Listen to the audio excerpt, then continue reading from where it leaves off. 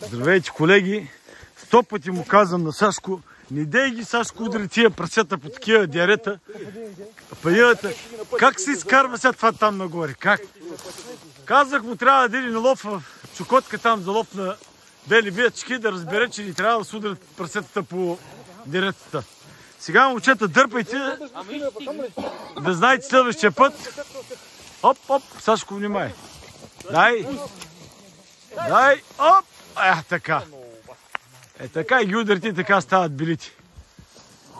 Няма нищо, момчета. Лова е спорт. Лова е спорт. Давайте. Давайте. Оп! Остана 2 метра и сме нагоре. Оп! Дайте, момчета, още малко остана.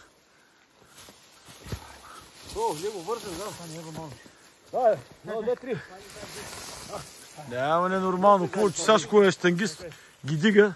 Аз предлагам после да пустите въжето и мен да ме издърпате, защото аз няма мога да излезна тук нагоре.